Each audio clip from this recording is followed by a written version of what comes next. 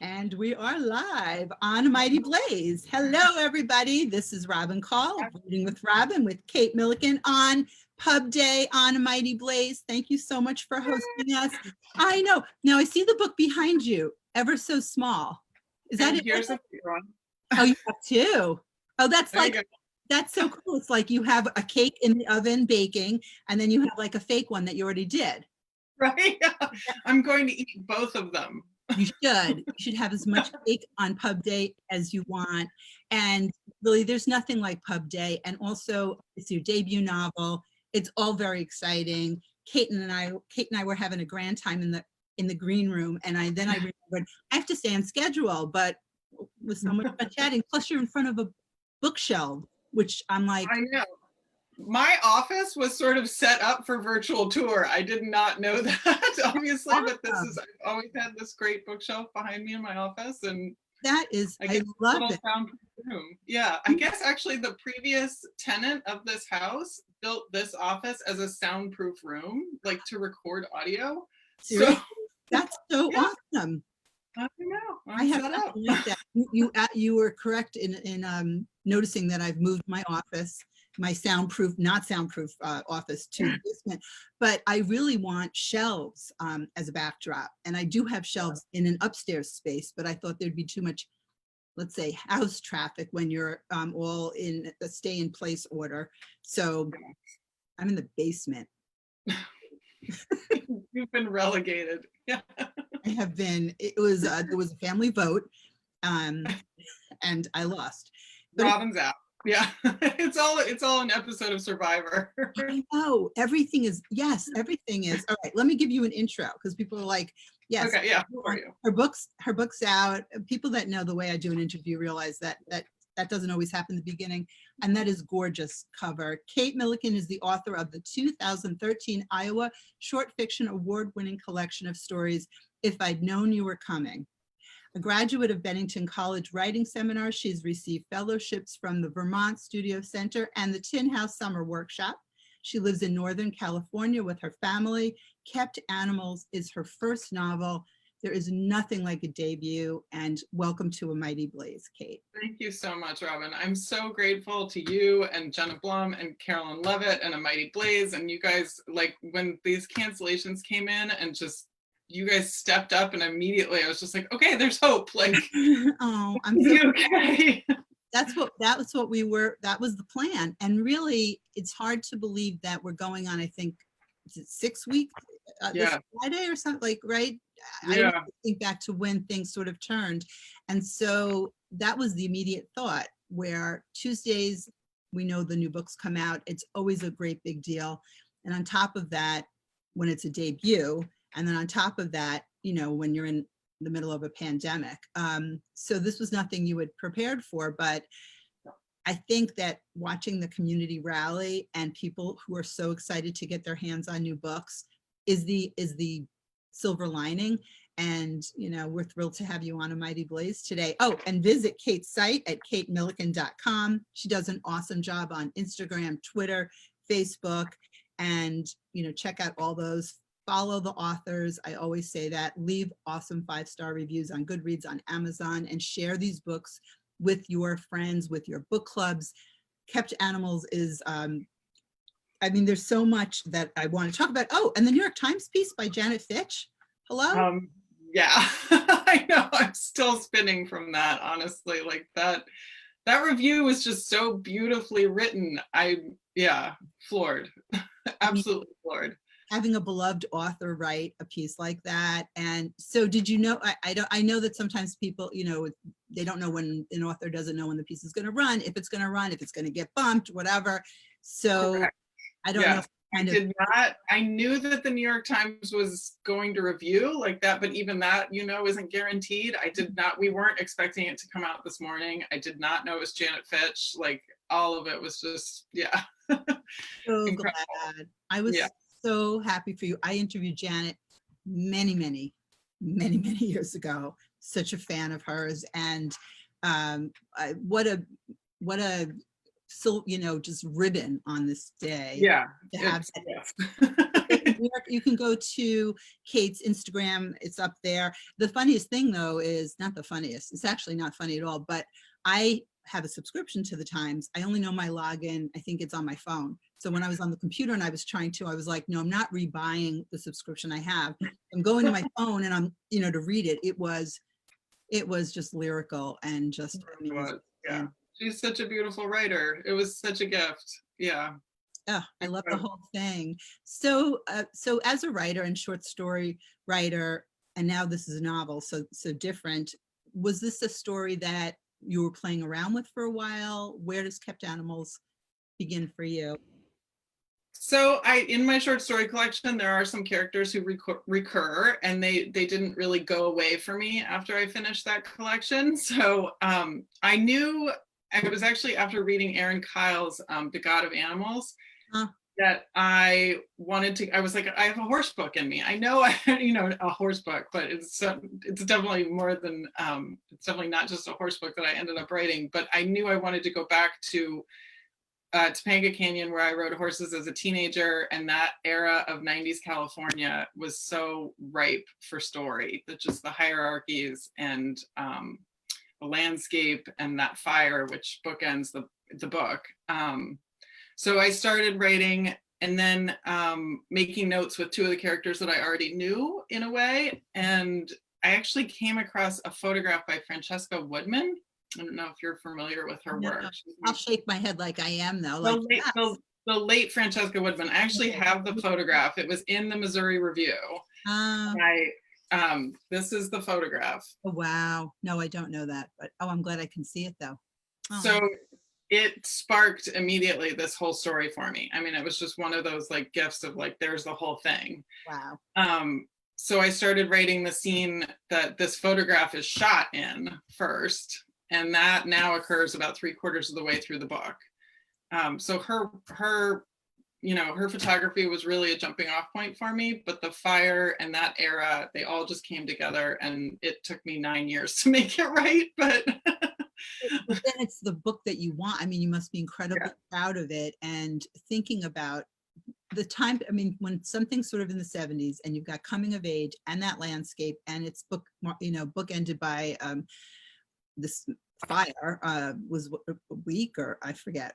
It burned for a week, yeah. And there had been a whole series of fires that started in the days before. So it was like this real feeling of at any minute the canyon could go. So you've got that pacing through the book and driving it, and then you've got your characters, but to see a photograph and know like this is your jumping off point, as a creative, as a writer, that feeling of like, when you say spark and just the whole thing. And then, so it takes a few years after that, but you got it, you're going, and then, other work that you're doing also. And you talk about the horses, and there are so many people that are drawn to horses and live horses. That's a whole other world. So is that something that you're tapping into for the virtual book tour, the equestrian pages and all of that? I think so. I think I'm in some, some of those horse lover book groups. Yes. No, I'm thinking because that is such a huge. It's a huge world. Yeah. I hope that they find it. Yeah. Yes. No, I hope so too. And I think also because there's so much that, I mean, certainly riding horses is something that you can do by yourself. So like that hasn't been as disrupted, but certainly all of the sport around it. That's so anyway, I'm just thinking of things for you because I'm so excited. Thank you. People, you're welcome. I mean, people that have been following Reading with Robin all these years know it's like when I get my hands on a debut novel, I just can imagine all of, because I've spoken to so many authors, and it's just always so exciting. And the next book is exciting too, but like, it's that debut. So very exciting to get it out there to people, and we're happy to be able to do that on A Mighty Blaze. And go to KateMilliken.com for more info. Follow her on Twitter, on Instagram, on Facebook, and check out the piece that Janet Fitch wrote, the review in the New York Times. So talk about your characters, Rory and June and Mona, and the family dynamics and secrets and the coming of age story and the book club pick that this should be. So, And no spoilers also. Everybody knows the book came out today. You haven't read it yet. Do not worry. I certainly won't spoil it, and I'm pretty sure Kate won't either. I will try to talk about it without giving you any spoilers, but it is a book about this fire, and I sort of fictionalized how the fire, a real life wildfire, began.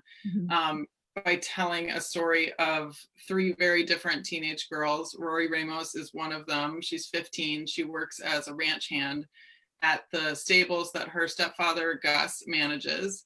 And she is also unsure of her sexuality and fascinated by the young woman, Vivian Price, who lives down the hill at her Hollywood family's home, a glorious estate with a pool, glistening pool that she can see from her little dilapidated house up the hill. So one night, another young woman at the barn offers to give her a ride home, out and proud lesbian June Fisk, and their friendship ignites something. And then her stepfather's involvement in a car accident on the winding roads of Topanga Canyon ultimately has all 3 of their lives intersecting in rather fiery ways. I mean, right? That's because you have to sort of get that pitch down when people say, so tell me what's Kept Animals about? And there's something really so that exemplifies the chasm between the classes and the 70s and that part of California and the horse world. Yeah. In the horse world, you have just the cream of the literally crop, and you have the stable people, the people mucking out the stalls, all of it. I mean, it's just the dichotomy is there. So that's a rich landscape for the story. And there's nothing like a coming of age story too. So it's like the perfect book. And I'm thrilled to have Kate on here today to talk about it. And so, okay, this isn't the way you exactly imagined your pub day, but you've got other virtual events happening as well. And are you also up for meeting with book clubs? Because this is absolutely. Yeah, absolutely. I'm really excited. I mean, I think because I spent so long on this book and it doesn't, like, I feel done with it in a way that I'm excited to hear what other people bring to it and just to talk about it and hear their interpretations and what it reminds them of in their lives. So yeah, I am super excited to talk to book clubs. Absolutely. Yeah, and that's the thing about book clubs that is so much fun, is what the readers bring back to the author and the pieces that are meaningful to them, and thinking about that time period. It's so formative and confusing, and depending on who our friends are and who brings out whatever, I think about friends I had and they were a little bit more daring than I was. And I did things and it was really nothing that exciting compared to say my sisters. But if those weren't my friends, those things might not have happened, and it really does sort of take you in a different direction. And when you have privilege and those discussions, it just brings up so many things. And so there were a lot of hot topics really to pick out of this book, and then talk about the research about the fire and how it became such a pivotal part and you wove it into the story. Sure, absolutely. So it's set in 1993 and I was 16 at that time, and distinctly remember the day the fire started and going to the canyon and trying to get into the canyon when it was burning. That was my goal, was to go help move horses. At that age, right? Yeah, so right in there. Yeah, yeah. But it really was my home away from home. So I had a lot of personal experience to bring to the book, but I did end up doing a lot of research in terms of the fire. I didn't want to adhere too much to everything specifically. I wanted the book to have its own truth. So it's told from the point of view of a character 20 years in the future, the daughter of Rory. So she's actually piecing together what's happened between her mother and Vivian Price in those months that led up to the wildfire, because she's a little bit suspicious that her mother had something to do with the start of that fire. So that gave me a little bit of distance. I didn't have to get Topanga exactly right. Gave me a little bit more freedom as a writer for her to interpret from her home in Wyoming what had happened. I had to verify a lot of things about riding and 3-day eventing, which was the kind of riding that I did. You know, it's been a long time since I actually rode, so there was research there, and yeah, those were the 2 areas that I needed to verify for myself. Yeah. Right. Well, because yeah, you think your memory is going to be really on point, and then and how you need history to be to make sense in your book while keeping Yeah. true to history. You know how you can sort of do that is what's really is what really makes different novels set in a similar time period so very different. And Absolutely. yeah, I think that's really cool also to say, okay, well, I'll give it to this character is going to try and figure it out. And that's that point of view that you're getting. And there's nothing like a character who's like, something happened. And then like, how much did they know? Or did they overhear? Or did they intuit? Or why did they think that her mother might have had, and again, no spoilers. No. Did she think her mother? No. So we're not going to do that. The time goes so quickly here on A Mighty Blaze, Kate. It's like we only just first met. But before I let you go, what else are you doing on top of you're doing plenty, certainly with the promotion of Kept Animals, but how are you and your family managing through this time? I feel like we couldn't do an interview without asking, you know. Of course. Yeah. No, we're good. We're okay. The kids are doing all right with school, and my husband actually has an office he can still go to. So that's really helpful for all of us to just maintain some normalcy in that way. You know, yeah, just reading and yeah, we're all right. It's as good as it could be right now. We're lucky, we're healthy, and everybody in our family is as well. Thank goodness. That's right. And plus you've got a soundproof room, apparently. I know. So, have you practiced like screaming in there and saying, did anyone hear me? You know, I wonder, I don't know if, I think I can't hear them, but they can hear me. I'm not totally sure how the audio, because this is a glass door behind me. So I'm like, that's not soundproof. Like there's something about the acoustics that are okay in here. As long as you're good. Because I was imagining like, what was that room? What was going on in there? He was I believe he was a voiceover person. Okay, so, we'll go with that. What are some of your favorite books behind you? Oh gosh. Oh well, I have a stack here that of books I want to recommend to you. Please do. That's my other favorite part of doing this. This is a book I'm really looking forward to everybody reading. Have you read this one? I have not, but I am interviewing Amy Jo. Is that May 5th, 12th? Next 12th. 28th? May 12th. Okay. So good. I got to read an early copy of it. This is a really fun teen book that I read I read it like just under the covers, like a dirty little secret. It's so fun. I don't usually read Oh, okay. You by Lindsay Rule. Yes. Really looking forward to this. Oh yes, I have that too somewhere upstairs. That looks great. Read that. Okay, one more. This is my friend Eden Lepucki. I love Eden. Oh, I have a new book? Mother-daughter stories. Say it again. I didn't know she had a new book. I'm a huge fan.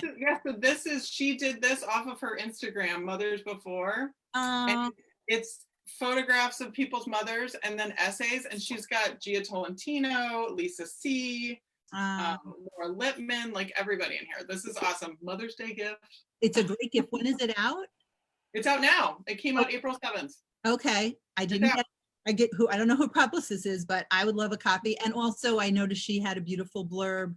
Didn't she have a beautiful blurb on your book, or did I see that online? Yeah. No, Eden's been with me through the journey of this book from the beginning. That was a fan of Eden. Yeah. Oh, thank you for showing those. I'm so glad you had those. I don't remember if I emailed and asked you that or you just were prepared, but because I always have that stack ready to go. I've got lots of books here we can talk about forever. I know I have a stack too, but guess what? It's holding up my computer. If I take my stack out, I'm going to be like this. So that won't work too well. But yeah, that's a great gift for Mother's Day. And if you can't be with your family, you can send them a book. And Kept Animals is out today. Please hold it up again for us. Oh, yes.